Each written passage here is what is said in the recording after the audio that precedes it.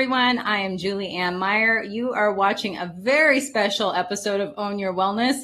And tonight is actually called Goals Unleashed, Keeping the Flame Alive. And first of all, I want to say a huge thanks for bearing with us through those pesky technical difficulties we hit last time. But hey, we're here now just in time to right before Valentine's Day. Think of this as a little act of self-love, a gift you're giving to yourself.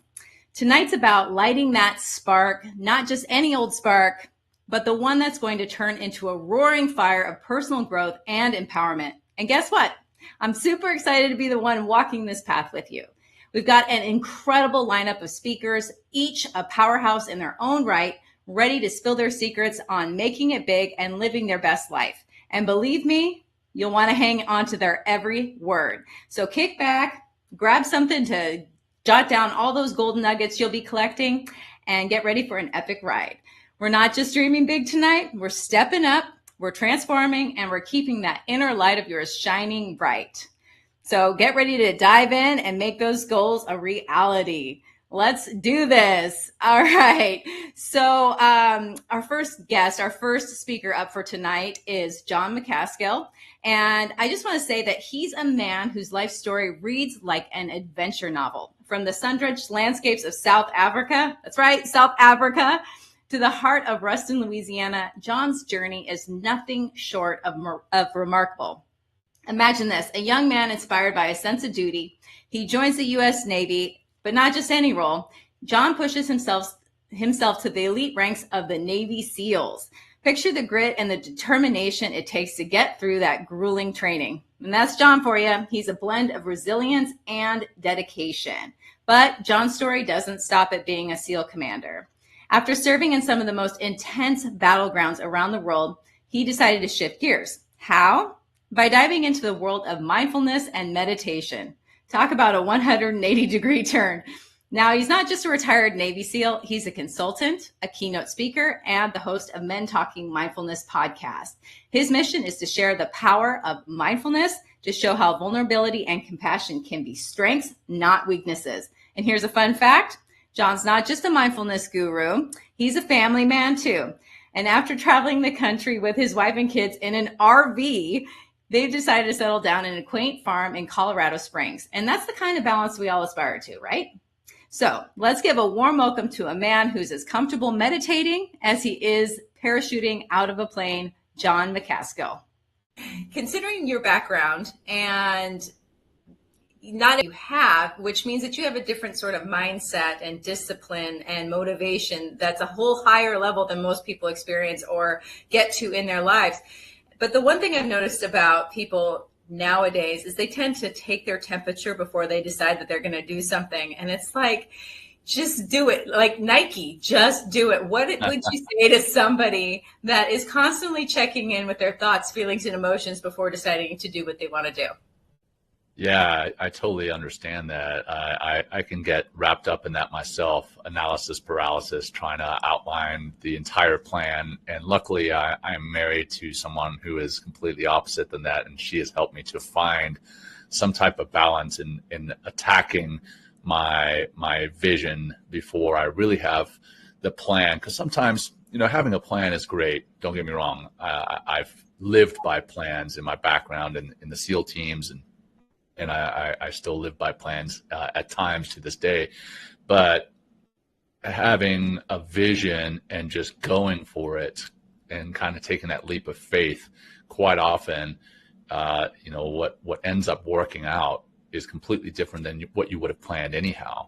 Like I had this very, very refined plan of how I was going to get out of the military. And the saying is that the enemy gets a vote, or, the Mike Tyson had a little saying where everyone has a plan until they get punched in the face. Well, that's what I had. I had this perfect plan. And as soon as it got slightly derailed, then I started to panic. But I realized pretty quickly that my plan was only as good as the piece of paper that it was written on, and that a higher power in the universe, or whatever it is that you believe in, had a bigger plan and a better plan for me. And if you had asked me, 5 or 10 years ago, whether I would have been retired from the Navy doing what I do now, which is teaching mindfulness and meditation, I would have told you that you were crazy, you're out of your mind. But that's exactly what I do now. And the plan has just been kind of catch as catch can. And I think sometimes you just have to put your faith in that, whatever it is that you believe in, and take that leap of faith, because again, that plan is only as good as the piece of paper that you put it on. I love that. One of my mentors, his saying is launch and adjust. And that's really gotten me out of the perfectionism that I tend to fall into. Right, for sure. But when somebody is starting something and they get they're all jazzed up and they're excited to go, and all of a sudden it can't sustain itself, that elevated feeling. How important is discipline and motivation when those things start to wane? Yeah, I think discipline and motivation is one of the things, or a couple of things that I speak on regularly, is having some type of discipline in your daily routine. Because again, coming back to the plan question, eventually something is going to happen that's going to kind of shake you or throw you off your path. And that can be over your long-term plan, or that can be on your daily plan. And I like to have a daily routine. I get up at a certain time, I have some quiet time, I meditate, I read, I do everything before the chaos starts, right? And by having that discipline to do it, that allows me to have some type of level of success in my mind. Excuse me, I'm gonna grab some water. Before the day really gets started. And then I can build on that throughout the day. And if I start the day, at 5 minutes before, if I roll out of my bed 5 minutes before my day starts, and then I'm in complete chaos from the get-go, anything else that happens is going to be even worse. So having some type of discipline in your daily routine is fantastic to set you up for success in your day and ultimately in your life. But then also having the discipline in your overall plan, or your overall day, your overall life. Whatever that looks like, that is going to give you the confidence when, again, inevitably life throws a wrench in your plan, that you have done the work, you have put in the hours of training, put in the hours of work, put in the hours of rehearsing, whatever it is, so that you're prepared for whatever life throws at you. So having that discipline, I think, is critical in being successful in anything you do. I like that a lot, because, you mentioned throughout this talk, this idea of having a plan, but life is going to throw crap at you no matter what. And it's like most people think that when something happens, maybe they're just not meant to do it. Or if those feelings disappear, oh, it's just not for me. Otherwise, I'd still be excited about it. So I like this idea of just expecting that there is going to be something that comes up for sure, because that is how life works. And Absolutely.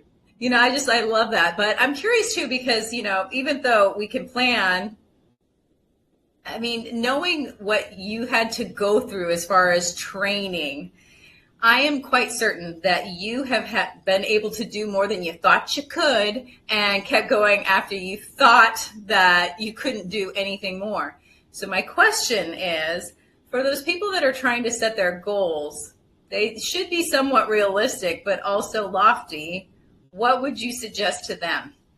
Yeah, I'm going to use the kind of trite, big, hairy, audacious goal, the BHAG. And having that BHAG, I think is fantastic, but a lot of the time it can be overwhelming. But I think it's a necessary thing to have. It's the old saying, how do you eat an elephant, right? You eat an elephant one bite at a time. But when you look at that elephant, you're like, oh my gosh, how am I going to tackle this? If you want to write a book, you think about how am I going to put all the chapters together? How am I going to fill 250 pages or whatever it is that you want to fill? And it gets overwhelming. If you're thinking about training for a marathon, you think, hey, 26.2 miles, but all I can run today is 1 mile. Mm-hmm. It gets overwhelming. Well, having that ultimate goal, pinned on your vision board or a sticker on your mirror or whatever, that's fantastic. But then you have to be able to break that down into digestible chunks and then not get overwhelmed by those digestible chunks.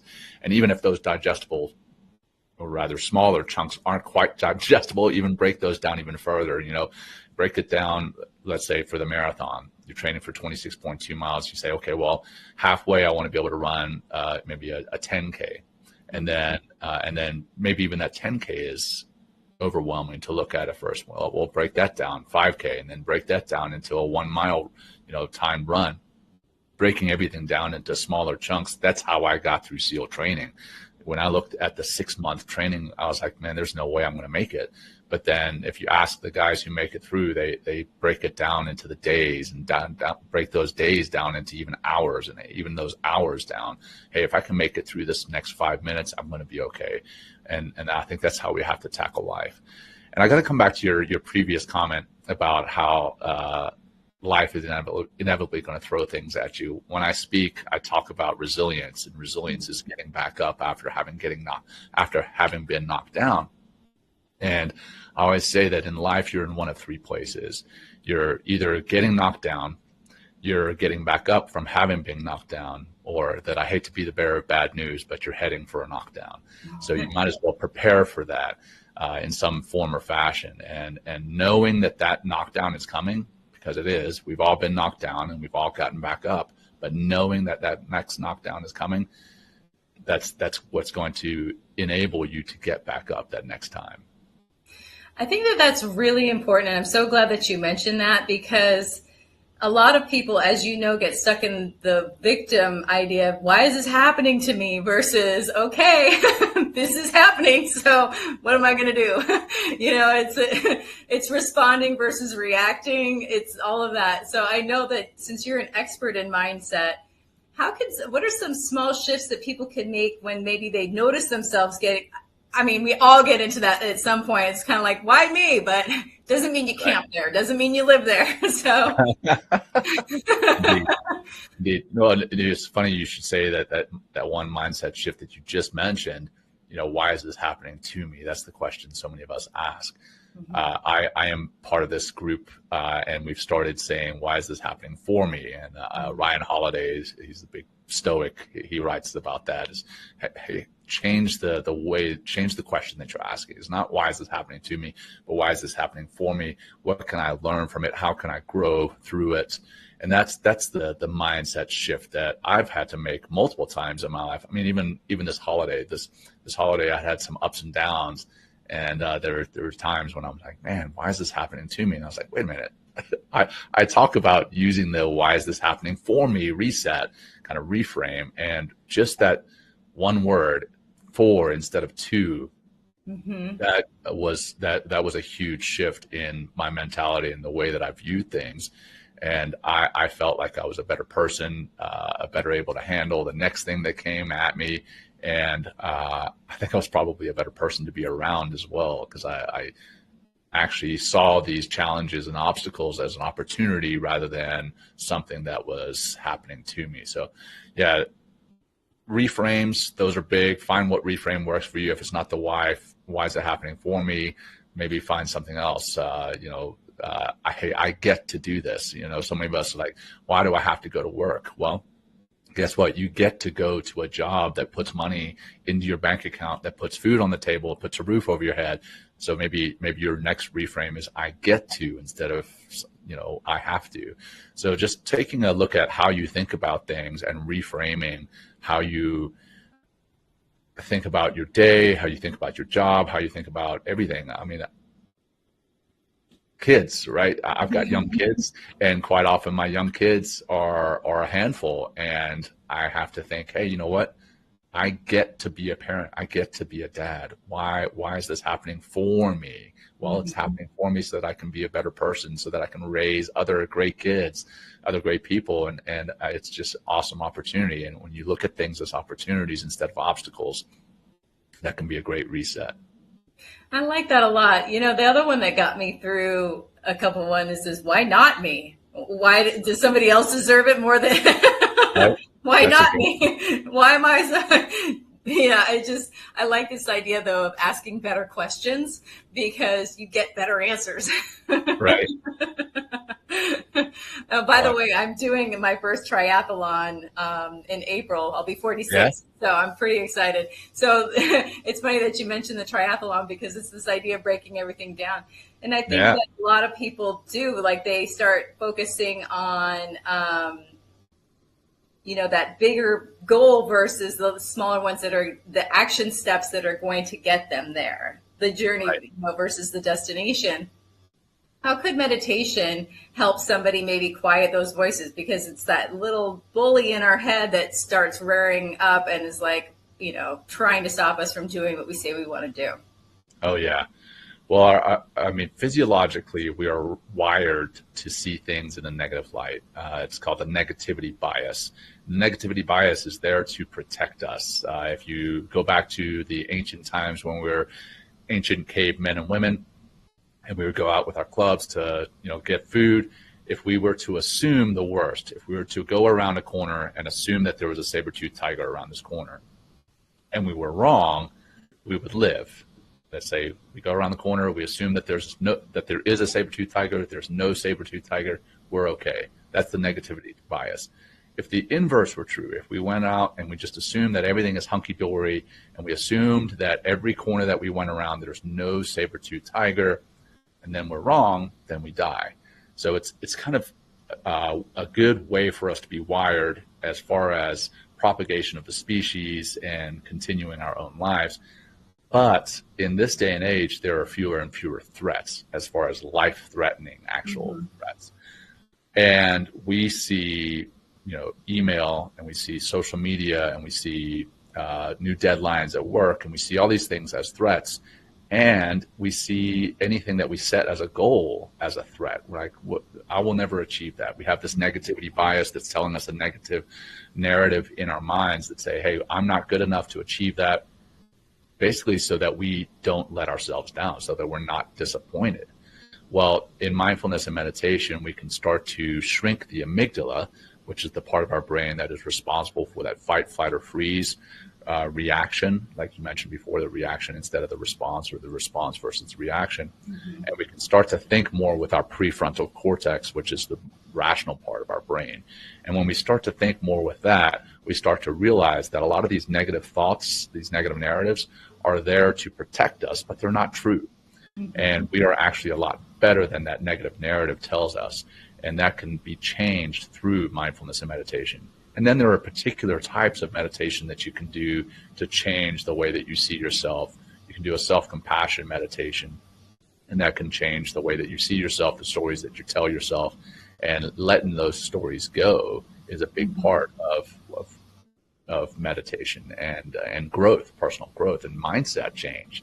Coming back to the obstacles and the opportunities, that meditation can change the way that you view these challenges and adversity as well. So that's a big way that meditation changes your life. I like that so much. Oh my goodness, that was very well said. I don't think I've ever heard it described quite so eloquently. So thank you for that. Now, I do have one more question for you, and that is, if you could tell your younger self one thing, what would it be in order to help them become who you are? Don't be so arrogant. Man, I think back to my 15, 16, 17-year-old self, and I think I was an arrogant little punk. Looking back on it now, that said, I think some of that arrogance probably helped me to achieve what I have achieved. But yeah, I wish that I could have done it with more humility and more compassion for my fellow, I don't know, classmates, fellow man, and man being general, gender neutral term. So yeah, I think I would tell myself to kind of get over myself. I love that. That's good advice for people our age too. So thank you so much, Jon. I appreciate it. Yeah, my pleasure. Thank you for having me. I just love him. I got to meet him in real life the other day, and he's as much fun in person as he is on screen. So one thing I want to mention too is this idea of that we are not our brains. And if we can sort of let go of this idea of every single thought that we think is true and real, and take it so personally, and realize that it's our brain trying to protect us, it's amazing how much more we can actually accomplish, and with grace and ease. So anyway, let's move on to our next guest. And I'd love for us to give a warm welcome to Jacqueline Strominger. She's a dynamo who's been lighting up the world of entrepreneurship and personal development for over 3 decades. Jacqueline's story is a testament to the power of passion and the courage to follow one's dreams. Think about this. After 2 decades in the glossy world of magazine publishing, Jacqueline had an epiphany. She noticed something crucial. So many bright men and women stepping out of college or high school without any real roadmap for their lives. And that sparked something in Jacqueline. It wasn't just about climbing the corporate ladder for her anymore. It was about lighting the way for those men and women. And in 2013, Jacqueline made a bold move. She said goodbye to corporate America and hello to the thrilling world of entrepreneurship. But she didn't stop there. Jacqueline turned her journey into a mission, coaching and training others to chase their entrepreneurial dreams. Whether it's a side hustle for you or making the big leap away from the 9-to-5 job, Jacqueline's been there guiding with wisdom and experience. And here's where it gets even more inspiring. Through mentoring, Jacqueline, she doesn't just focus on business smarts, she dives deep into inner and outer confidence. So, what's Jacqueline's message? It's simple, yet powerful. Believe in yourself, find your path, and spread that confidence like wildfire. So let's catch some of that infectious energy from Jacqueline Strominger. So Jacqueline, I'm so glad to have you here today. You and I have had a conversation, many conversations, but this is our second one on camera. And you are such an amazing soul that I definitely wanted to bring you back so that you could share your knowledge and your perspective on how to handle when that excitement wanes towards our goals and we need to keep moving forward or switch what we're going to do. So my first question to you is, when the excitement wanes, that's when that self-doubt starts to come in. And how can you distinguish between self-doubt and a real assessment of where you are and what your goals are? So it's such a great question, and I was actually just talking to a client about this, actually. So one of the biggest things when we're working on our goals, I don't like to say why, but it's more it's reason. Like, we have to come back to the reason of what we are doing. So and most of the time, the reason is not about us. It's reflected on something else or other people. So if you're working on your goal and you're like, oh my God, this isn't working. A lot of times it's that little reminder. Number one is that the compound effect has to take hold. It's the baby steps. What you see today, you don't always see the big results. It can take, 6 months, 12 months, 18 months, longer, right? For you to really see a huge change. But at the same time, as you're going through that and you're thinking it's not working, we have to remember the reason we're doing it. It's if you're going for sales and you're going for, greater income, the income's not for you. It's for what the income can do. Mm-hmm. It's you're doing it for your family. You're doing it to take somebody on a cruise. You're doing it to help your family, your parents, the people around you, your coworkers, your business associates. So it's to remind yourself who you are serving with your goals. And that little reminder that it's the hare, it's a marathon. It's not a sprint, right? Like we need to be the hare, right? And remember,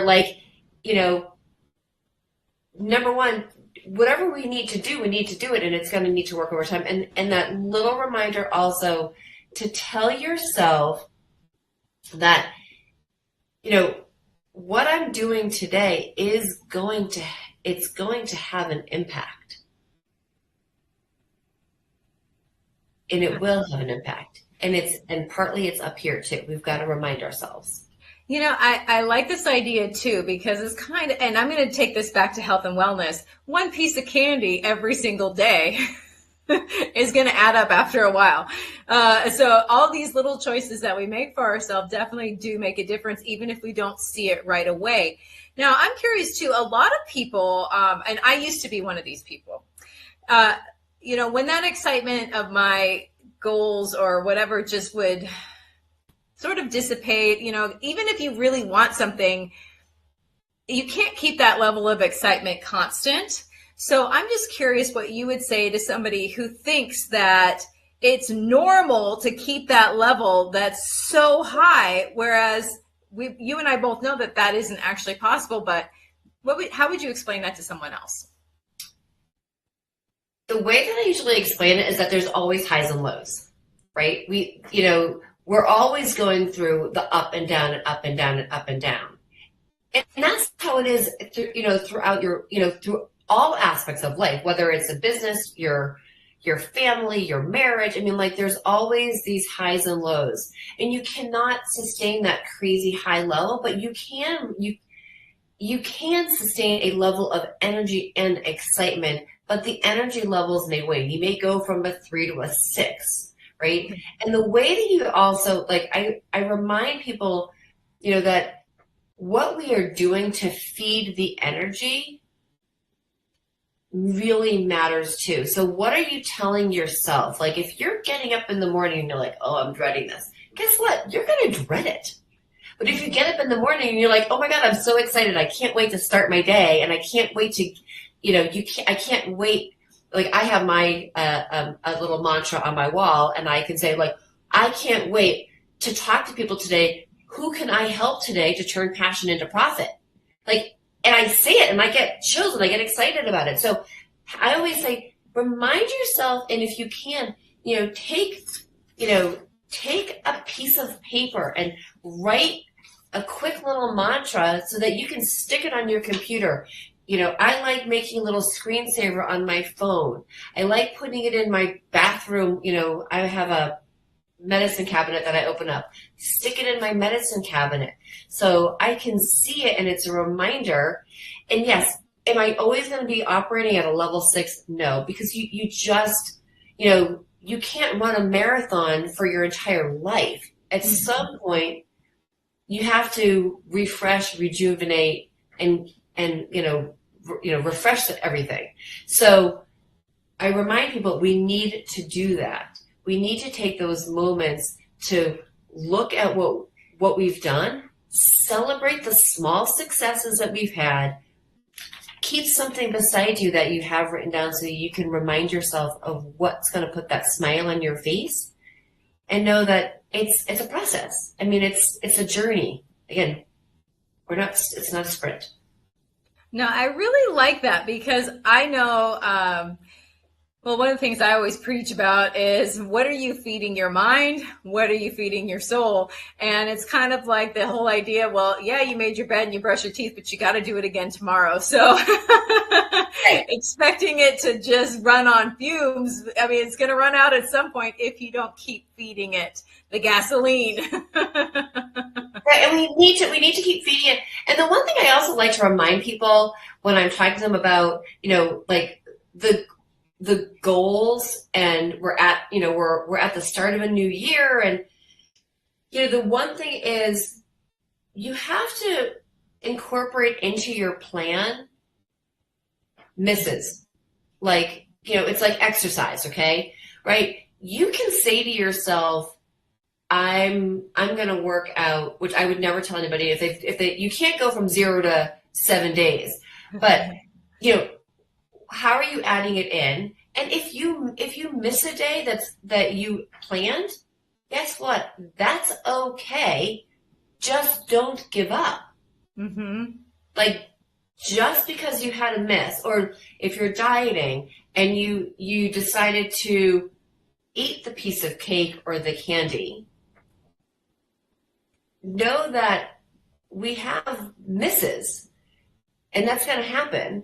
We just have to account for them, so that you just know the next day you just get back on the horse, right? Like, if you fall off, if you fall skiing, you have to get back up. You don't just lay on the hill. Right. I mean, you could do what I did once on a snowboard, because I could not get it at all. I used a snowboard for a sled, but that's a whole other story. Oh, that's amazing. I was a skier, so I was really having a hard time keeping my feet together. It was like, anyway. But the whole point, obviously, is that we just because we have a miss or something, it's not. It's a zig. It's a zig and a zag. It's the line's not always going to be straight. So in your plan, like, just know, like, okay, there might be a month where, okay, so one month I reached all my sales goals. Maybe there's a month that I didn't, but then there is the next month, and it's okay. Mm-hmm. We have to remind ourselves that that's okay. We just can't stop. Yes, exactly. It's the idea of progress, not perfection. And I've never heard that before. I love this idea of planning the misses, because they do happen. And so many people, as you know, they take that as the sign that they're a failure, and then stop. Right. So, I always like to remind people, whatever we're doing, right? Whatever the goal, and I actually shared something on today about this. We want to make what we're doing. Yes, we want it to make it a habit, so it's not a hobby, right? Like, I don't like making a goal is. They always say, are you doing this as a hobby, or are you doing it for something for real? So I always say, like, are you going to set the goal as a hobby? Like, oh, I just set the goal, but am I going to put an action behind it? Mm-hmm. So, but at the same time, we have to have, the goals that we're setting and planning for. This was a saying that has stuck with me. We always have to measure, monitor, adjust, and then control, right? Mm-hmm. So we're always measuring what we're doing. We're monitoring it, right? To see, like, okay, I have to track what I'm doing. Is it working? Do I need to adjust it? And then then when I've got what I'm doing well, that becomes my control. And then I do it all over again. I'm measuring, I'm monitoring, I'm adjusting, and then I have my control. And that's what we're doing in life. Yeah. No, I really like that, because you are adjusting due to what the results are, what's actually happening, versus what your thoughts and feelings and emotions are. And I think that is really important for us to not always take our own temperature before we decide to do something. It's kind of like, I don't me brushing my teeth is a non-negotiable. I'm going to brush them because I don't want them to fall out. I spent a lot of money on my teeth. I am not going to not take care of them. So it never becomes a question about whether or not I'm going to do that. But, sometimes I brush them longer and sometimes I brush them shorter, but they still get brushed. They will always get brushed, right? They will always get brushed. Right. I love that. So for somebody that is,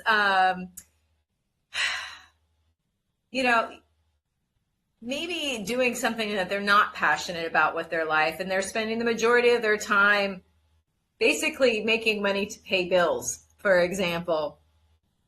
How possible or how hard is it for somebody like that to switch into doing what they're passionate about? And what I'm asking you is, what would be the first step to break it down? To find what they're passionate about, to do that for something that might be financially rewarding. Mm-hmm. The first thing that I would say to anybody, if you have no idea what makes you happy, is to start with a list of creating the things that do make you happy, and also things that you're curious to learn.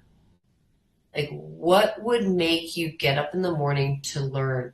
And it might even be taking what you do in your day job that you don't like. What part of that job or career do you love? Mm-hmm. And really starting to look at what sings in your heart, and then starting to see what do you do in your skill set could be transferable into something that you're more passionate about. But you have to dig deep inside and look and see what things make you, what gets you excited, what things do you like to do, what are the things that you're really good at, like what's your superpower. Mm-hmm. And it might be that you might be really great at numbers, but you are stuck behind a desk. So what could you do with numbers that maybe gets you outside from behind a desk?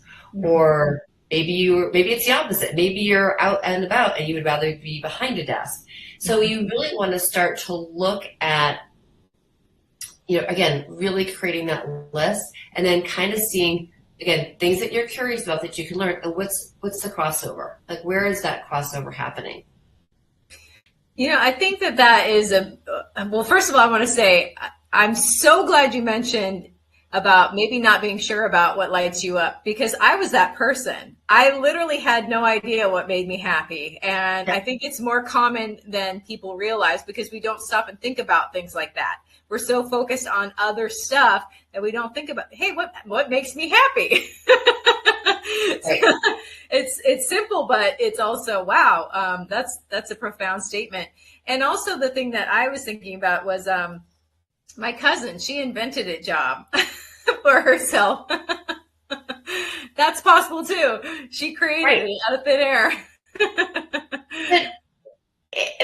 And that's a really key thing. It is possible, because sometimes, here's the big thing. Take a corporation. You could invent a job or a title or actions, because what you're doing is you're thinking outside the box. Mm-hmm. Just because it doesn't exist doesn't mean it can't exist. Exactly. Right? So I'll take advertising. Let's say you love advertising, but maybe you don't like the clothes part, but you like the business development part. Maybe there's a way that you can partner up with in a company where you can be the development person and somebody's coming into clothes, right? Or, call it, whatever you want to call it. But it's finding out, again, what are you also good at that you like to do? Mm-hmm. Exactly. I love that. Well, is there any final thoughts or anything that you'd love to share with the audience that can leave them in a better place?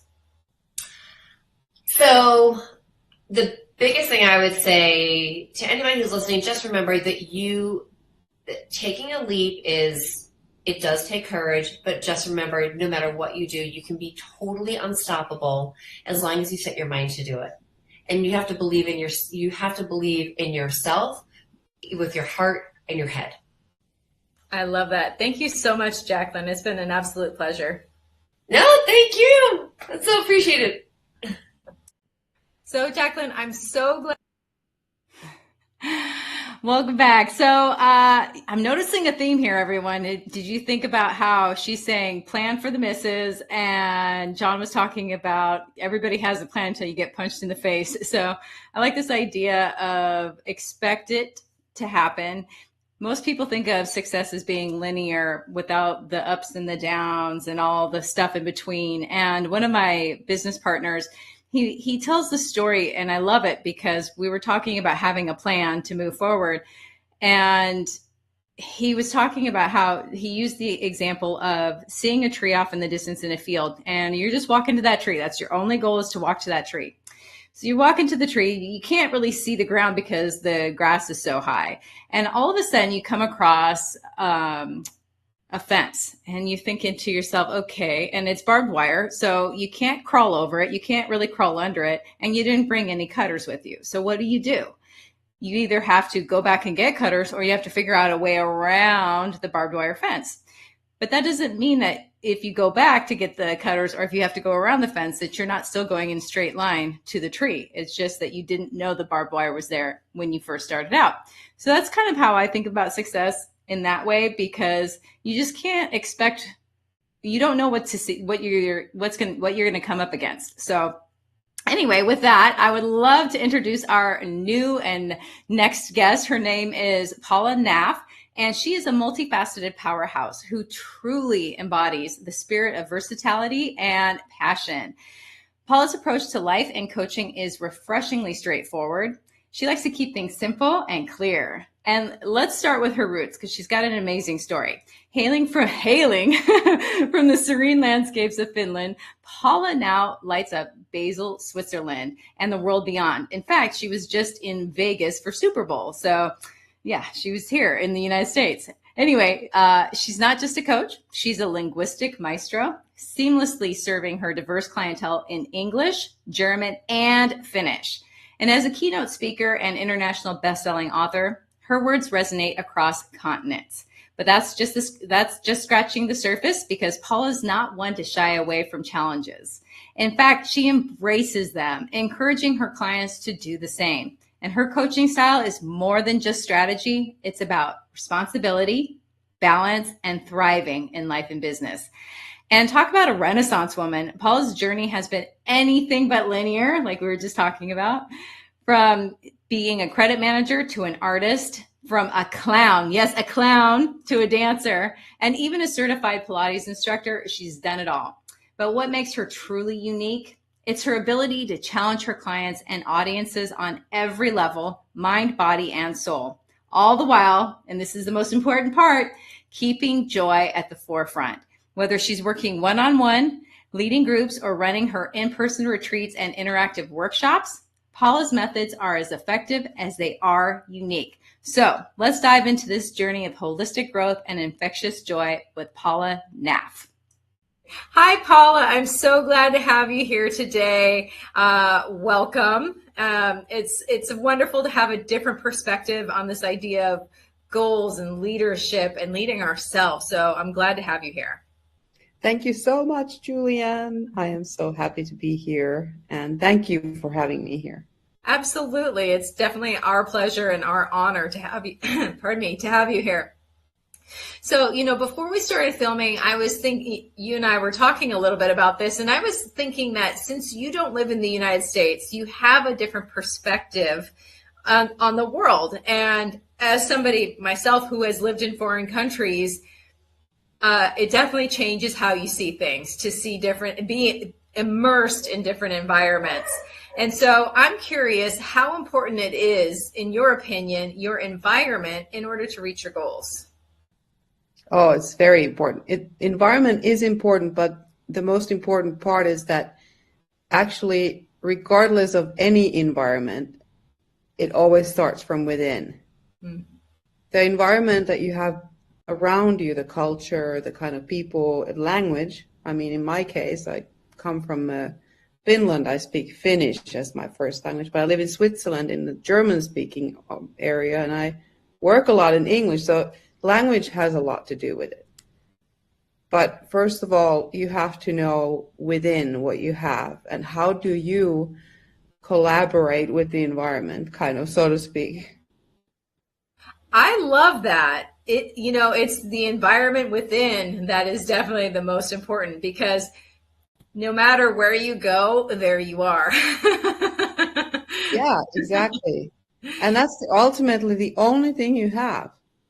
It really is. And that's the one thing you can't control. So my question for you would be, taking this from like a leadership perspective, I speak a lot about leadership, but usually people expect that outwards, how you're leading other people. But I'm curious what your thoughts are about how to lead yourself, and if you have any insights on that. Yeah, I do, because I do believe that we are all I talk about leadership coaching, and then I tend to sometimes extend it to everyone, because we all are hopefully leaders of our own life in the first place. We lead our lives because we are responsible for who we are, what our values are, how we show up. And then if this leadership role is extended to something else, something bigger, where you're actually in front of other people who are following you, then that leadership that comes from within, that will show up exactly like that is on the outside world. So you cannot change yourself from being super balanced and healthy and mindful leader in your own life, and then be a total, I'm not going to say a bad word, but something on the other side. That doesn't happen. Thank you for not swearing. I'm pretty good at that. I'm hardly ever swear. Yeah, and we can fill in the blank. So exactly. There you go. But it's this idea too, where when it comes to leadership, and I kind of think, because you're talking about as within, so without, but I also kind of feel like we can be our own worst enemies and bully ourselves, where we would never speak to, say, an employee the way that we speak to ourselves. And what would you say to somebody who's maybe trying to change that conversation? Like, what kind of advice would you give them in order to start to overcome that? Oh yeah, that's a big point, because I mean, that's also probably one of the biggest sources for shame, is admitting how you're talking to yourself. Mm-hmm. The language you use, you would never, even for your worst enemy, you wouldn't say such things in such a way that we do that for us within. And the first thing, I mean, this has been personal battle for me. I've trained myself to be absolutely critical of myself. And yes, so I've gone through a lot of different things that have helped me. And the one that has helped the most is reflection. And not just reflecting on, okay, what went on, but reflecting on my day, for example, or especially if it's a difficult situation, if it's within me too, or it's a situation on the outside world, from a third person perspective. So what I do is I just, pick a situation and start describing to me from a third person. So I'm talking about myself, but I'm talking about Paula. So it's, Paula this, Paula that, even though, yes, it's me. And I know that, but you know what it does? It makes it more funny, first of all, and that already lifts the spirit. If it's something that's funny, and it might even make you smile or even laugh, you're already uplifted. You already see it, like, how ridiculous is that? Like, I'm throwing out these words that, like, whoa, like, it makes distance. And you start seeing it in a different light. It's like, oh, yeah. And then you're able to let go more of that and be like a little bit more gentle with yourself. And then the more you do this, the more you recognize the words that are coming in your mind, because often it's just within your mind. You're not even saying things aloud, for yourself. Mm-hmm. But the more you do that reflection, the more you notice in the moment, oh, I'm being really, bad towards myself, really critical. And then it doesn't make you feel good. And so that little by little, you can grow into a nicer language, a more kinder tone, and things like that. So that has helped a lot. Oh, and I love that. I love that. It makes it more fun. Life can be so serious, so we don't need to make it more serious. We take it too seriously. We really do. There's a question that I've been asking that I love your perspective on, and that is, what do you think is the difference between excitement and motivation? And what I mean is a lot of people confuse the two, and when the excitement goes down, they don't feel as motivated to do stuff. What would you say to somebody who's maybe confusing the two, like how to reframe it so that they can stay motivated? Oh, yeah, I love that question. I never thought about it, but the first thing that popped into my mind was motivation is kind of like having a vision. It's something that's beyond any current circumstance. It's something that is not tied to just this moment. Excitement can be tied to a moment. It can be, oh, you get excited. It's this moment. And, oh, I'm even getting goosebumps from saying that. But motivation is like you have a bigger vision. It is something that's beyond just now. It's something that will, when you tap into that vision, that motivation, any little circumstance that might feel like it's holding you back is not so much. It's just a little stone or a little, speed bump on the way. But you're still going to be focused on that vision. That's going to keep you motivated in the long term. I really like that. I think that you said that very eloquently because excitement wanes, but motivation is big picture. And I think that a lot of people also need to feed the motivation. They can't just let it die on the vine. They can't just let it, it's going to run out of energy if you don't feed it. Exactly. It's something that you just have to, first of all, create a really strong vision. Mm-hmm. It's like, it's like in the beginning of the year, you might think of what is at the end of the year. Yeah. That is already a vision for 1 year. You can create visions for any time frame, really. It could be 10 years.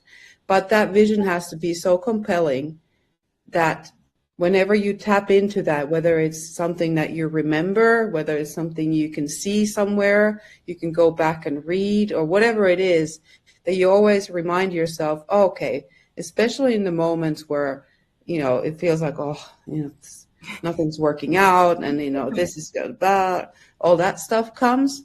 And then you're like, look, no, my vision is strong. I'm compelled to go for that vision. And that little stuff that's happening today is not going to take me away from my path toward that vision. So it has to be compelling, strong from the beginning, and something that you always return to. You remind yourself, whichever way it is that you want to remind yourself of it, do it. And if you have a team, everyone, if you have a company, everyone is on the same path. So that vision is absolutely transparent. Everyone knows. And at best, it's something that everyone was involved in some way to form so that they can be on board. Because if it's a vision that comes from someone else and they tell you, this is what you go for, and you're like, what? It's not as compelling. No, definitely not as compelling. You need to take ownership of the vision. Otherwise, yeah. It's not your vision, it's somebody else's. Yeah, exactly. I love this idea of like big picture and vision, because when you get stuck in the details, it sometimes feels like that's all there is. And we all know that there's the ups and the downs, no matter what you're doing, no matter what your goal is, whether it's to lose weight or grow at a successful company or have a happy marriage, whatever the case may be, it's never going to be all up and it's never going to be all down. But when it's all down, it feels like it's always going to be like that. Yeah. Isn't it funny that when it's all up, but if it's up, it never feels like it's always going to stay that way. No, it never does. It definitely doesn't, which is fascinating. I mean, I understand how the brain works, but my question to you is, when you are looking at that big picture, how important do you think it is to break that vision down into smaller goals and things to look at in the day-to-day so that it doesn't feel impossible? Because sometimes the vision alone's enough, but sometimes you just need to get through the day. Yeah, I mean, I think it's absolutely crucial that you have goals. Goals are for me, it's like the vision is the umbrella, and underneath you have goals that are underneath that same vision.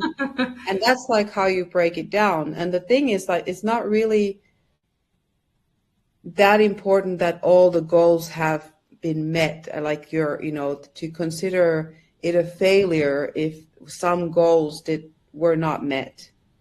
The important thing is that you have the goals so that it is done in a way that okay, well, the next goal is this and this. And so the big vision is like, it's like this is from my kids' example, but we're like, okay, well, if you reach that, whatever it was, school or something, in a year's time, then you will get whatever, a trip somewhere. Well, forget it. It won't work, because in their mind, and this is the same for us adults too, it's like, if it's like so far away, you're going to forget, and it's not going to motivate or excite you along the way. So the goals have to be the things that kind of excite you. They have to be the ones, but still not tied to absolute 100% success. Like, your success is not tied to you reaching that goal 100%. It's more that you take daily actions towards that goal. Yes, of course, you want to kind of achieve them, but then maybe you can break it down into what I do for myself to keep my mind straight is I break it down into what's a good result towards that goal, what's a great result, and the excellent results, the best possible, is reaching that goal. The good is still good. I mean, if you're like, this is a known saying or whatever, it's if you're aiming for the stars and you reach the moon, well done. Exactly. If you Yeah, I love what you're saying, because what I'm hearing too is a lot of, and this is true, a lot of people get stuck on how it looks to get to that vision. And so once they don't get it the way it looks in their head, they give up. But having these goals, I love this, because those are those things that you're reaching for, but that doesn't mean, and they change, like as you grow, and you'll see more of the path as you keep moving forward. Yeah, exactly. And it will help you in your mind to know, okay, well, I'm actually moving in the right direction. Exactly. I'm moving, I'm taking action every day, and it's visible, it's tangible. And yeah, what better is, that is the best kind of motivation that you can have. Now, I really like, it makes me think of that movie NORAD. Have you seen it? No. Oh, you've got to see this movie. It's a true story, and it's about this woman who's like in her 60s and decides to swim from Cuba to Florida, and it had never been done before, and she tried it like in her 20s or 30s, and it was just all about her adventures of trying over and over again and setting new goals, but she just never gave up. Oh, yeah. Yeah. Oh, I want to see that movie. Oh, it's phenomenal. Those of you who are watching, it's definitely worth a see as well. But is there anything that maybe you would have told your younger self that you wish that you had known then about how life would look as far as success? Oh, I would have told myself to just stop listening to myself. That's sage advice. Yeah, like that stuff. Like, no, that's not the truth. Stop, take some perspective. This actually, that's why originally, before I became a leadership coach, I was coaching young dancers on confidence exactly because of that. It's fascinating. We don't have to believe every thought we have. That's for sure. Exactly. So, are there any final thoughts that you'd love to leave with the audience? Oh, I'm a fan of simplicity, and I just encourage everyone to, first of all, always go for what makes you feel joy, whether it's in leadership, and especially there where we tend to forget these principles of life that relate to every human being, regardless of who you are, where you are. And joy is our purpose, is to live here and enjoy the life. So especially in leadership, don't forget it. It is key for you to be happy about what you do and to spread that happiness, that joy to others, those people who follow. That's beautiful. Thank you so much, Paula. We really appreciate you being here today. Welcome back. So, simplicity and joy, those are two of my favorite things. And for those of you who aren't really aware, how my show even started was from a summit called Live with Joy. So I've really embraced this idea of, and Kobe Bryant said it really well about how it's the journey that's the dream, not the destination. And if we can just embrace what we're doing in the now and enjoy it as much as possible, then that definitely makes life a lot more fun and simple. Plus, as humans, we complicate everything, so might as well make it simple. All right, so let's bring on our next speaker. Get ready to meet him. His name is Jason Miller, and he is a visionary leader and a mastermind in the world of business and growth and strategic development. But Jason isn't just an entrepreneur. He's the force behind the Strategic Advisor Board, also known as SAB, and that's where he leads as a senior global council member, CEO, and chairman of the board. Jason's story is one of relentless drive and exceptional talent. So imagine this, back in 2001, he's built over 24 companies from scratch. That's right, over 24 ventures, each a testament to his prowess in hyper company growth, scaling, and strategic operations. This man knows what it takes to turn ideas into successful enterprises. But Jason's influence doesn't stop at his own companies. He holds multiple chair roles, extending his expertise to various organizations, including several nonprofits. His approach? It's all about fostering a culture of growth and positivity, both for his team and the myriad businesses he advises. As the CEO, he's the captain, steering the strategic board ship, overseeing its expansion, and ensuring that the team excels in serving clients globally. And his primary focus? Cultivating a company culture where partners and council members can flourish, enabling them to provide top-notch service to clients worldwide. So let's welcome a true strategist, a leader who transforms visions into realities, and a mentor who inspires growth in every aspect, Jason Miller. Jason, you are a successful entrepreneur, and you have done multiple things in multiple areas of work and business. Now, I've got to say that most people, when they're starting out, they think that once they lose that enthusiasm, it means they shouldn't be doing what they're doing. What would you say to them? Well, I would say, one of my golden rules is just always stay the course, right? Because so many times business owners, or just people in general, right? We fall in love with something, but then the love and luster kind of wears off a little bit. The fun part wears off. And you have two choices at that point. You either appoint somebody as a general manager and step away and just be the visionary, or just stay the course with it and just bring it to a place where you're happy with it. And if you decide to grow it at some point, then you're going to have to make some changes, obviously. But every business owner has to stay the course. I don't care if you're running a large corporation or a mom and pop meat shop in town. You got to stay on some kind of trajectory, some kind of course, no matter what. Because I get bored in business all the time. And then what do? Start another one.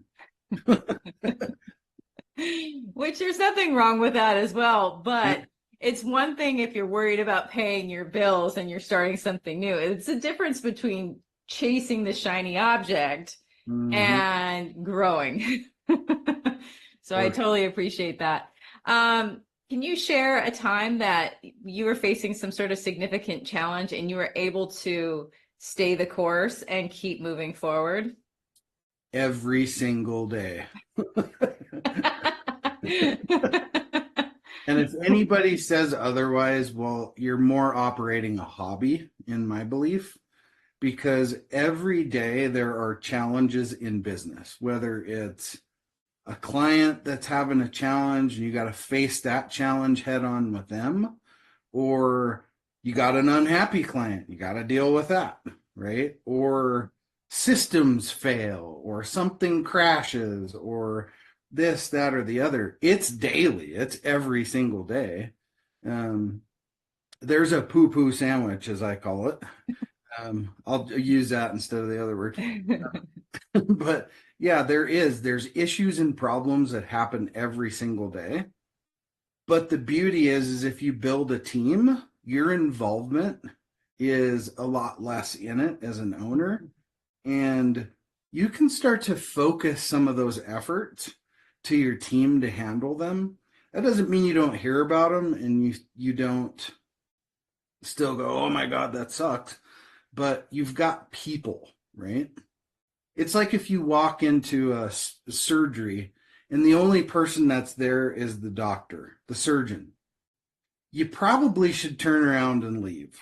You want the whole team, right? So to face challenges together. So, the long answer to that is there's challenges every day. I couldn't even say one is more important than the other, but they're every single day. And that goes just for life in itself too. Family, there's challenges every day there too.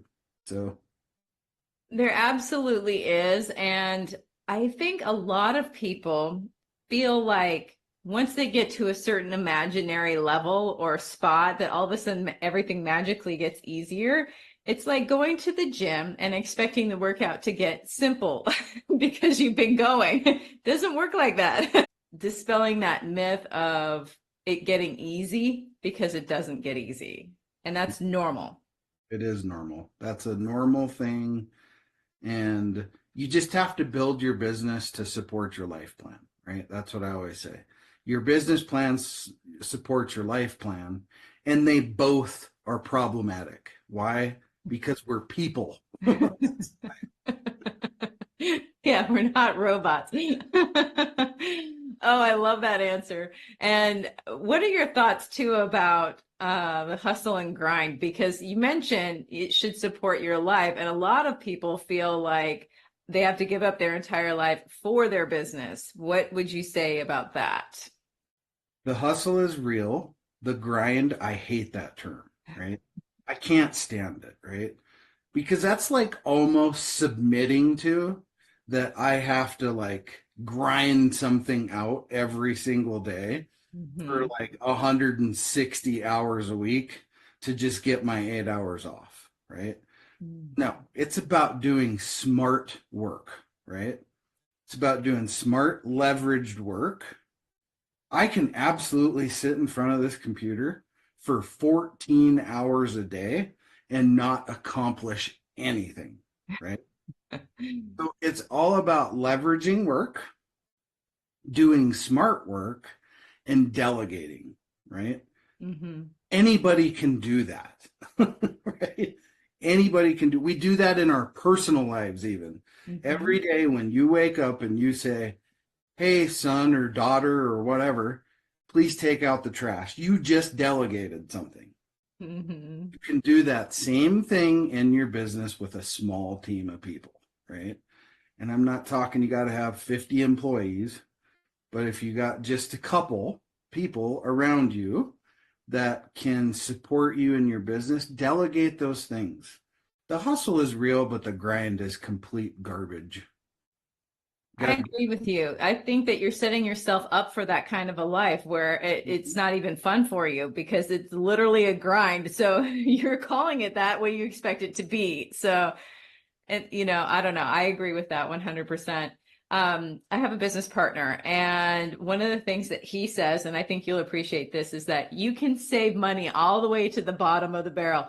So these people that want to do everything themselves in order to save a few bucks. It's like, okay, but you just used your time that you could have been creating income to cover the cost of this in order to save yourself a few dollars. Why would you do that? Well, and here's the other dynamic to that too, is on that same note, let's say you're doing all these tactical tasks every week, and that takes 50 hours.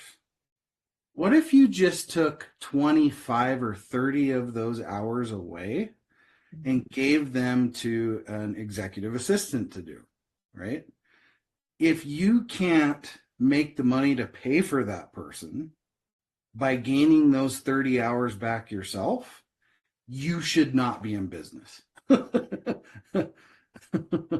No, I agree. Or you need to get better at it quickly. Right. That's leveraged work, though.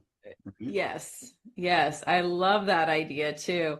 I've always kind of felt like, especially as a woman, there's this whole idea that you can have it all. And I'm not saying that it's impossible, but for everything to, I guess the way that what I'm trying to say is this idea of balance, I think, is crap. Harmony works for me, but balance, it's like if you're spending more time on something else has less time. So, but are you okay with that? Do you feel like sometimes, especially in business, that maybe you do have to invest a little bit more time with that than you would other things because that's just where you are in that particular moment? Yeah. Well, it all comes back. Work-life balance doesn't exist. I will argue that all day long. I hate that term. And my thing is, your business plan should support your life plan, right? You get that part at least, right? Elon Musk said, everybody expects things to be this certain way. Be willing to just accept a little bit less than where your brain's going. It's like everybody wants to shoot for Mars.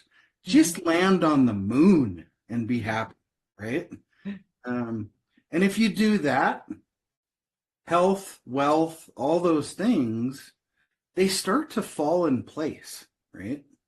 When we start to curve back our expectations just a little bit, that doesn't mean you can't shoot for Mars, but gosh, be happy when you land on the moon at least. I really like that. I haven't heard that before, and it just makes so much sense to me, especially I came from the world of personal training. So let's celebrate the wins. You can get, most of my clients were older. It's like, you can get up off the floor without any assistance. That is a huge win. Maybe that you're not as young as you used to be, but look at what you've been able to accomplish. So I really love that. Now, because I'm an entrepreneur and a lot of people watching are also as well, when people are first starting out, what would be something that you would say to them to help them get through those moments where they feel like they're not going to make it? Right. I call that the suck, right? They all go through the suck. I just launched a brand new business last week. It's a travel agency. I just launched it last week. And that's 15 companies I have now. Wow. Every day there's a little bit of suck, right? And it gets easier as you learn and grow. And one area that I've never failed to make sure I always latch on to mentors, right? I am willing to pay people for shortcuts, right? Absolutely. If you're not, well, then you're not investing in yourself, right? And when you pay people for shortcuts, mentors, lead, whatever you want to call them, I just don't like the word coaches. But if you invest in people that have been there, walk the walk, right? Take these shortcuts, and a lot of those frustrations, or I call them arrows in the back, right? Mm-hmm. You don't have to get those arrows in the back. So stop struggling with taking the arrows when you don't have to. Find that right person that's for you, and that's walk the walk. And you know what? Pay them. Pay them to help you get through it. Help you get through it, through the process of doing it right. You know, just because you watch 2 hours of YouTube videos doesn't make you all of a sudden a business expert. So Exactly. It's like asking Dr. Google, about your ailments. you can't go, hey Siri, how do I run a business? Or now it's Chat GPT, but yeah. No, I think that is a very valid point too, especially about mentors. You don't need to reinvent the wheel. Do you want to take 3 years when it could take you a year? And then I love this idea too. I think a lot of people get stuck in the idea of I can't afford to pay somebody, or it should be free. Why? First of all, you don't get as much value if you don't pay. You got no skin in the game. But I'm with you. I totally love my mentors, and they have saved me and made me money because I've followed their directions. Right.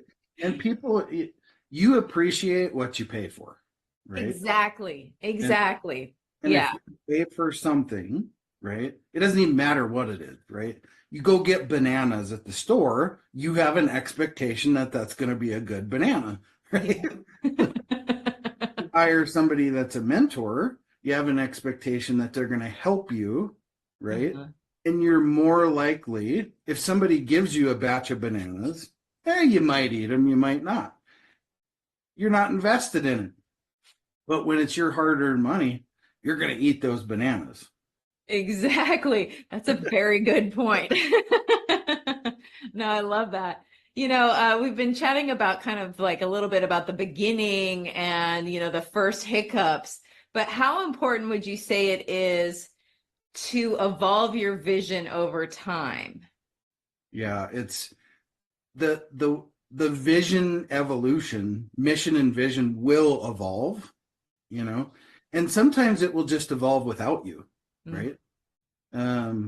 It's more of you have to keep up with it sometimes. And then the progression of business isn't necessarily always that the mission or vision changes.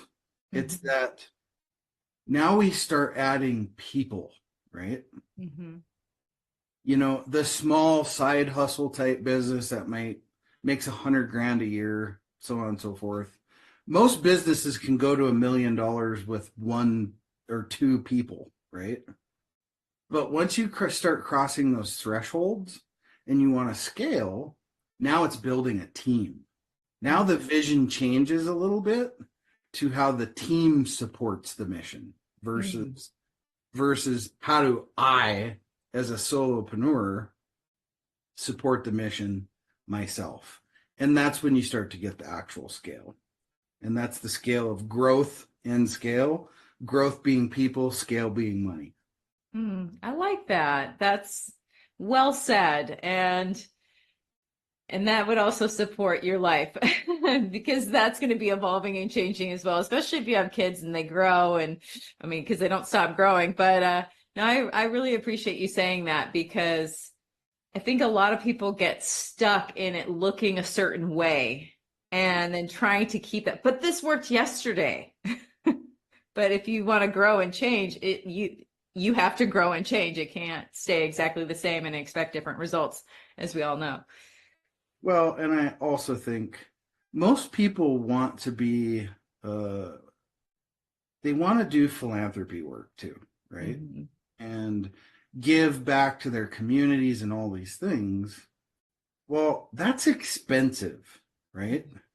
So if you want to do that, you've got to figure out how that piece of that puzzle fits into the things you're doing, and then that requires you to generate more cash flow, right? So a great example is I'm doing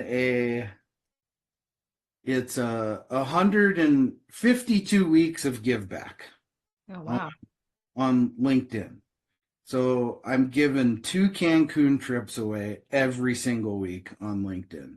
So it's 104 trips in 2024, right? And those are the things you can't do those things and unless your business is at a certain place. Yeah, sure, there's write-offs and all that hoopla, right? But the point is when you do things in here that also make you feel really good, and it's no longer about you, then I wouldn't say you've arrived, but because I don't ever want to arrive anywhere. Yeah. But then you know you're making an impact in other people's lives. You know, I just want to highlight something that you said, and it was about write-offs and things like that. At no point is giving, when you give, should it be detrimental to you? It doesn't, you know, I think that a lot of people feel like it should be at a cost to your soul in some respects, and I don't agree with that. I think that once you are in a place where you can help others, like you said, why not? But it doesn't have to be completely at your expense either. That's the whole point of succeeding, in my opinion. So I do You get love other that. people involved. You build partnerships. You do all these things to launch stuff like that. Exactly. I love that. So are there any other thoughts or ideas that you would want to give to the people that are watching today that maybe you wish that you'd known in the beginning? Well, I would just say this, take a step back from where you are today and assess where you are today, right? And one of the best ways you can do that is do a time study on yourself, right? Every 30 minutes, write down what you're doing every 30 minutes for just 5 days. That's it. For just 5 days. And then on Saturday morning, get up and take your sheet of paper and write a T or a V by each one of those things. What's a tactical task and what's a visionary task? Okay. Now you'll find out exactly how much time every week you can shave off just by hiring one assistant to take some of that load off of your plate. I love If you that. do that one thing alone, the people that are watching this that are small business owners, if you take that one thing, that should increase your revenue by 20%. Wow. Thank you so much, Jason. I appreciate that. So, welcome back. Jason, I actually saw him 2 weeks ago at a conference. He is the real deal. In fact, I got one of those Cancun trips. Yay! He's very generous with his time and his knowledge, and he's just a really good person. So one of the things that we mentioned off camera that I want to mention too is he was talking about tactical versus, I think it was visionary. The other thing that you want to think about with your time when you're mapping it out is what are you wasting it on? Did you just spend 15 minutes on Facebook when you didn't need to, or Instagram when you didn't need to? That's another way that you can start saving yourself time and money during your workday. Anyway, we are on to our final 2 speakers, and I would love for us to warmly welcome the dynamic duo, Risa Lynch and Dawn Jenkins. These are the trailblazers behind an innovative approach to health and wellness. These 2 women, remarkable women that is, are not just partners in business, they are pioneers in transforming lives at the cellular level. Risa and Dawn have a unique story.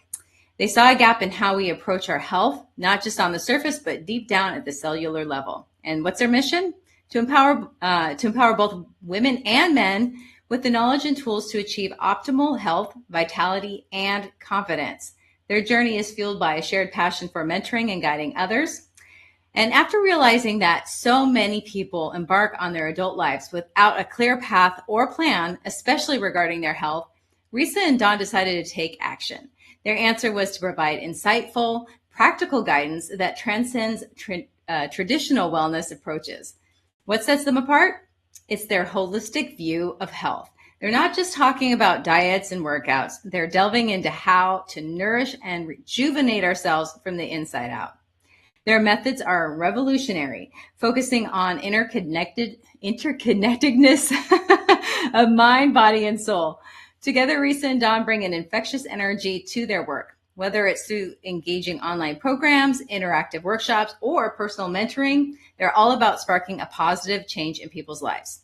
So get ready to be inspired by the cellular health girls, Risa Lynch and Dawn Jenkins, as they share their insights on achieving wellness and vitality like never before.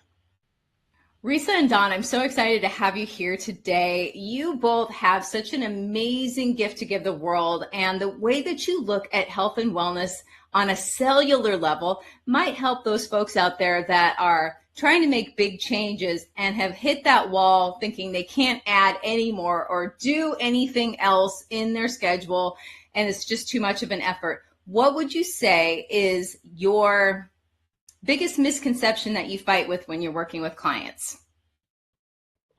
The biggest thing is that they think they have to do everything at once, and they think they have to make massive changes.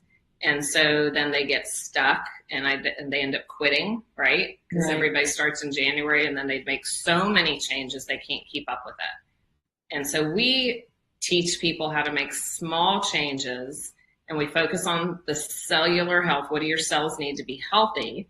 And so we've basically learned from our own experience and helping others that if you just make small little changes, easy things, and you keep adding on to that over time, you see these massive shifts. And that stepping back and falling down is part of the process. That's good stuff. That's also a step. We don't advertise that step, but that happens, and it's the reality of it all. Remember what you said? Risa said this thing one time, and I thought it was just really made sense. She said, sometimes when you say to people they need to eat whole food, they think you mean they need to eat dirt. Like they take it to the next level, right? That's not what we're talking about. But I think that's something that people, when they first step into something, they do see it as this mountain they can't climb, that, oh my gosh, I'm going to have to eat dirt. And so I'm not going to go eat. Yeah, they're just going to have to eat green stuff because it's like they go into it with good intentions, but they're going to full force, if that makes sense, right? Instead of just make one little change and then make another little change, you'll just see quicker results that way. Well, I think something too that a lot, and I love this idea of the setbacks being a part of the process, because like you said, nobody talks about that part. Nobody ever talks about how that is part of the journey. That is part of what happens. It's never going to be perfect, and the trajectory is not always up like that.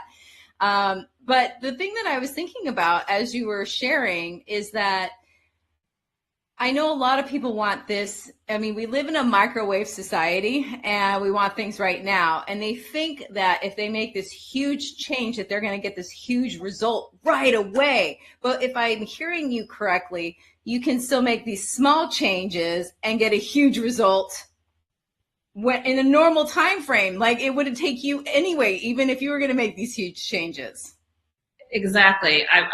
We were just having this conversation. Sometimes you have to slow down to speed up. And that sounds like counterintuitive. Like, what do you mean? I just want to dig in there. But it also comes down to, do you want to make lasting changes that keep going as you age? Keyword, lasting. Lasting, yeah. Because like we were talking today, I've been doing this for like around 20 years and I lost weight. I've kept it off for 20 years. Like, I have made a lasting change, and I didn't do it by shifting everything all at one time. It's like little tiny things. And that comes down to, I think, where you and I talked about your health vision, having a strong enough health vision to keep you going, and then understanding, well, how do you actually get to that vision? Like, how do you make that happen? Mm-hmm. And you take 2 steps forward, 1 step back. It's okay. Something that I was thinking about too is having this vision. Do you think it's important that people have every single step figured out to make their first step, or get moving and maybe make those changes as they go along? As one of my business coaches says, launch and adjust. What are your thoughts on that? Exactly. Yeah, I think, I mean, you've nailed it. If you liken it to you're saving money and you want to save up for something, generally you don't start, I mean, you could start up saving for a house or college education.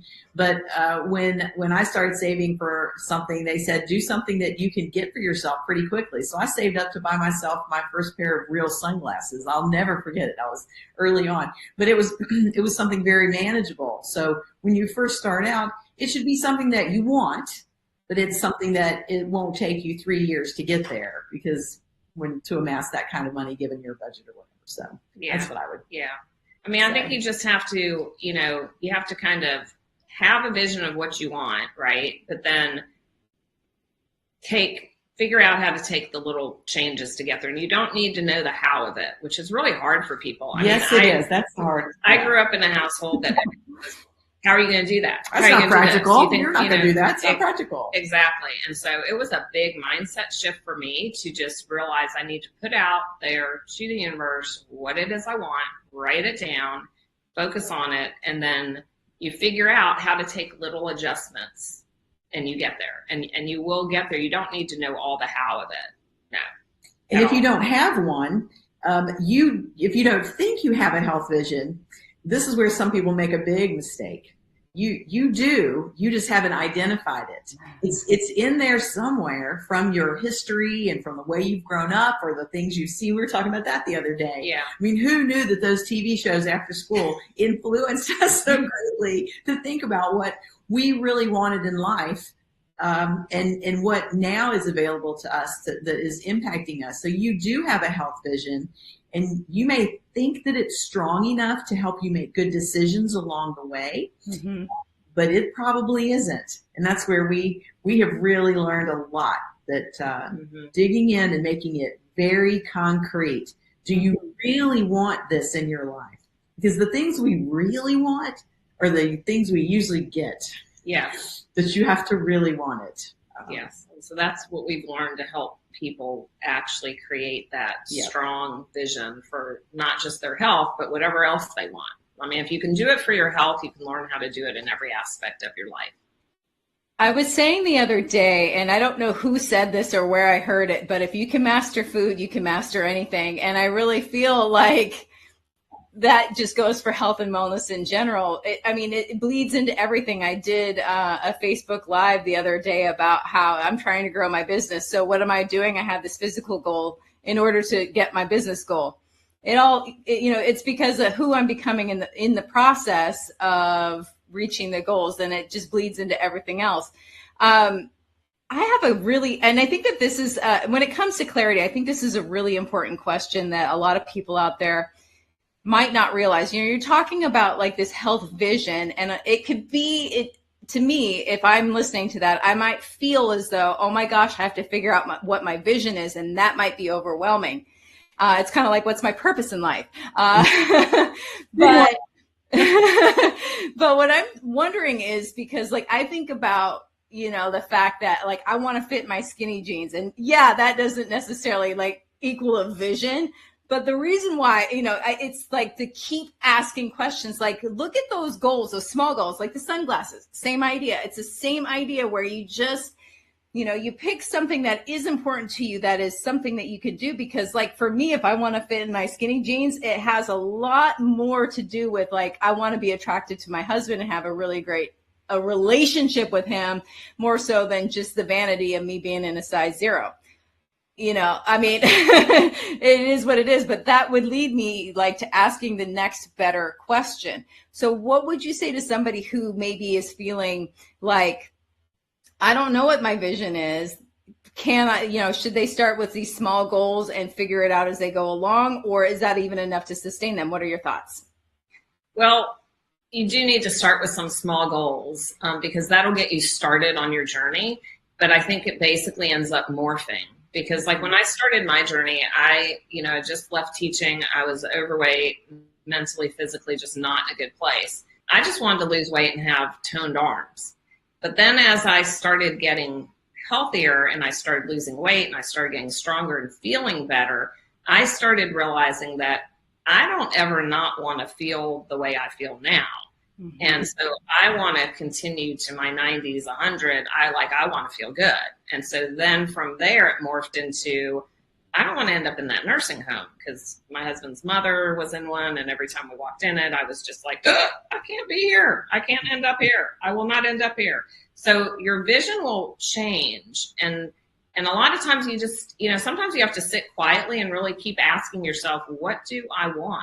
How do I want to feel? Mm-hmm. Do I want to have bad days? Do I want to be those people that, well, some days are good, some days are bad? Or do you want every day to be good? Do you want to have energy every day?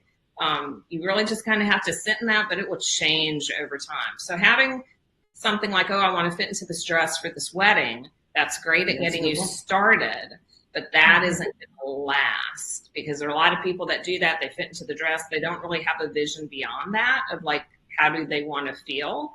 And then they fall off. So the goal is to create a lasting vision that will keep you continuing to improve. And again, you'll have setbacks, you'll fall off track, but the goal is to keep moving forward towards your goal, right?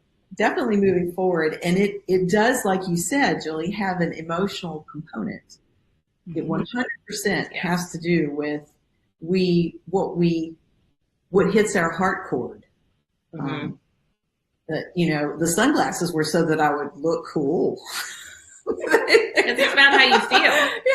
Yeah, the picture in the convertible, top down, glasses. I mean, back in the Ray-Ban days. But so for emotionally, for the starting off, my story was a lot the same. I remember being in the garage all by myself, doing all this work for all these kids, organizing everything, taking care of everything. And then why isn't anyone out here helping me? And then that I had that kind of playing in my background. I'm all alone, but yet I wasn't happy with my body either. So like the short step was, well, you need to start eating better. You need to not emotionally eat because you're lonely. I mean, it's very complicated when it comes to that, but it can start with a very small thing. And it is absolutely, your vision has an emotional meaning to you. Some people, you don't need to cry about it. We've talked about that. You don't need to cry about it, but it would be something that you thought, wow, I would feel so awesome when I put those jeans on. I feel so awesome when I can walk up and down the stairs and not be worried about it falling or whatever. Yeah. So start small, and then it will start changing as you change. Yeah. I think that that's a really good distinction too, because some people are blessed with having this health vision and they just know, and some people are not. So that doesn't mean that one way is wrong and the other way is right. It just, this is where you are and this is how you can move forward. So I appreciate that in this conversation, we can include everyone so that no matter where they are, they feel like I can make that next step. Now, I'd love to really have you guys talk a little bit more about cellular health, because I mean, nowadays everybody's talking carbs and proteins and all this stuff and, hitting the gym, but what are we made up of? So I would love for you to share a little bit about why cellular health is really the foundation. Well, basically, because if your cells aren't healthy, then you are not healthy. So if you have damaged cells in your body replicating, you have health issues and the doctor's telling you some bad news, or you have things growing on you that shouldn't be growing on you.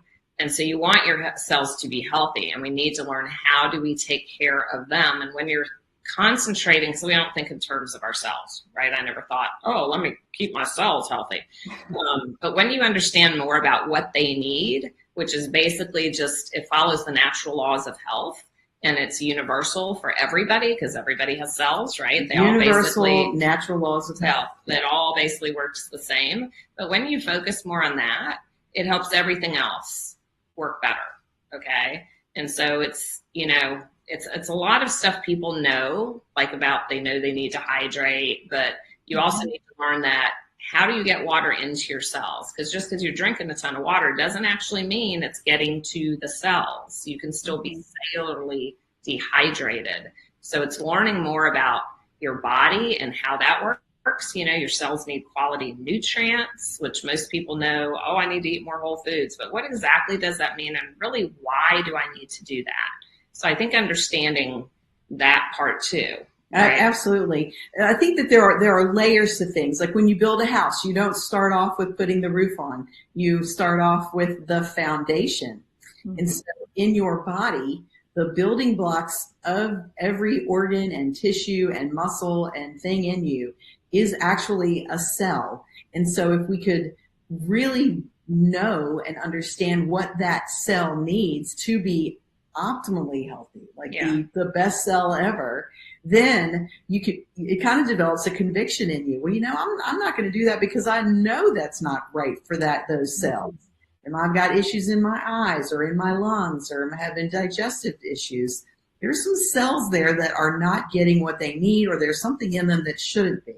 That's simple. And we need, our bodies are built to heal at the cellular level, down to the molecular level. So that's what we never had heard of that either, but that's why we want to share it with everyone. Like now that we know, you can't turn around and ignore now this information that we have that's really foundational. It's our foundation. And I think the more knowledge we have about how our body works, the more you understand why you need to do that. Because when I understood like about my cells just needing to be hydrated, every organ in your body, like the amount of water your body needs just to function, like it was like, oh, I need to really focus on this and make it a point to give my body what it needs, because it made more sense. Because they don't teach us this. Like we don't know anything really about our bodies, and we usually take them for granted, mile a minute, and the body's like way back here. If you cut us in half, it would look like bologna. Like it's like so that I think that's really important, is to get more knowledge and understanding of how your body needs what it really needs, because that will help you with your health vision and making lasting changes. Something that I was thinking about too, as you ladies were sharing this, is that I'm going to go back to the idea of losing weight, because most Americans can relate to that. It can be really hard to keep going, and then you start seeing the scale change. And so then there's that motivation. But if you're dealing with the cellular level and you start feeling better, then you have more motivation. Like you were saying before, it's just like, I'm not going to do that. That's not good for my cells. That motivation pops in because you're already getting the good feelings that come with making positive changes in your life. So I love that. And it's not something that's hard to do per se. So I'm just curious, we're just about out of time. So is there anything that you would love to share that maybe you haven't yet? Well, we have some pretty exciting news of things that we've learned. And this is why we're doing what we're doing, is to share what we've got to make it easy for others to take it and run with it and be successful. And so the bottom line is, your body can heal itself better, quicker, longer, stronger if your cells have what they need, and they need this cellular energy. And so we put together a resource of things that you can do for free that is a way for you to get that boost, to get that quick energy. If your body has more energy to disperse to the issues that you're having, then you're going to feel better. So we would love for people to be able to access that and have them, look at it and follow what we have learned. We've kind of done all the research, and we've gone down the science rabbit holes for you. Yes. And we have benefited personally from all the things that we recommend. And it's a lot of just simple things, like talking about those little habits. It's these simple little things that really aren't that hard to do, but if you keep doing them, they will make a big impact. Like you can see results in a few weeks. You might start noticing, oh, I do have more energy when I do these little things. So it's a lot of things. And some of the things in there, like a lot of people aren't really talking about. And I mean, like when we learned about it, we were like, what? I kind of have heard of that, but I don't really know what it is. That can help me? What? That kind of It's cool things. Well, we didn't know what simple. antioxidants were. What, if 20 years ago, nobody knew what antioxidants were, right? I mean, now we're all eating blueberries. Like, the information has come to us, the same thing. and it is growing, and it is making a positive impact. We haven't seen, any issues that it didn't positively impact. Yeah. I love that. Thank you so much, ladies. I really appreciate you being here today. Well, thank you so much for having us. We are honored, and it's always awesome talking with you. Yeah.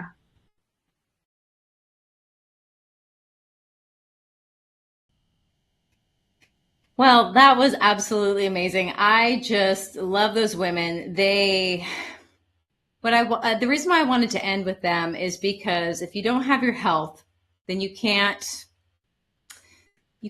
actually do all the things that you want to do and be all the things that you want to be at the highest level. If your brain's not working properly, if you're not feeling well, how are you supposed to make the best decisions for yourself, right? So it all starts with our health, and it goes out from there. And how we do one thing is how we do all things. So it is kind of one of those, the chicken or the egg, which came first. But anyway, that is all the time that we have for tonight. I just want to say thank you so much for joining us. It has been an absolute pleasure to bring these amazing speakers to you. And I want to say to join our show, Own Your Wellness, on Thursday nights from 4 to 5 p.m. Pacific.